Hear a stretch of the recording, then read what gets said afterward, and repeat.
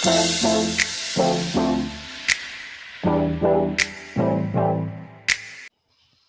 dahulu jangan lupa subscribe ya guys. Mengenal burung enggang sebagai salah satu filosofi budaya suku Singkil. Subulus salam, burung enggang spesies yang hidup di Asia dan Afrika, menjadi salah satu hewan burung dilindungi keberadaannya. Enggang merupakan salah satu jenis burung rangkong yang memiliki ukuran terbesar, baik kepala, paruh dan tanduknya yang menutupi dahinya. Enggang gading ini terdapat di Indonesia yang dikenal dan memiliki filosofi yang tinggi bagi suku Singkil. Selain itu, burung enggang memiliki arti makna filosofi bagi suku Singkil, juga menjadi makna kehidupan di budayanya. Tinggi sama rendah, menyimbangkan badan dengan kegagahan. Terbang tidak menanda kesombongan dan hinggap di perantauan orang akan membawa kesempurnaan bagi satu sukunya.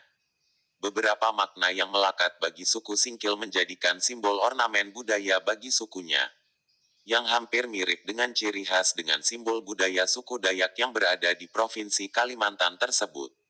Subulus salam dan Aceh Singkil, keberadaan burung enggang ini menjadikan sudah langka ditemui pada tahun 1990 dan 1999 burung enggang kerap kita jumpai di batang pohon kayu.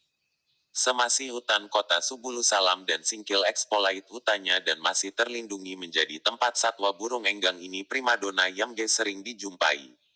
Kini satwa burung enggang ini sudah mulai sangat sulit kita jumpai, dikarenakan luas perambahan hutan dijadikan area perkebunan baik pihak perusahaan dan swasta menjadi perambahan hutan besar-besaran, sehingga burung mencari hutan yang asli tempat habitatnya, keberadaan aslinya kembali menjadikan langka ditemui.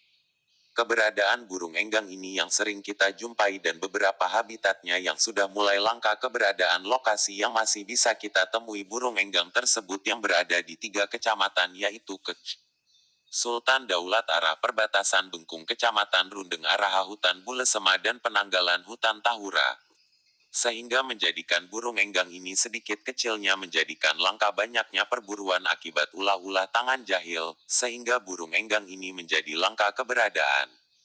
Junaidi Capah berharap melalui BKSDA dapat melestarikan burung-burung langka dan melakukan investigasi kepada oknum-oknum jahil dalam melakukan perburuan hewan-hewan langka, menjadi efek jera bagi para pelaku agar terjerat dengan pasal-pasal yang berlaku demi menyelamatkan satwa dan melestarikan hewan tersebut. Tutupnya, penulis Junaidi Capah.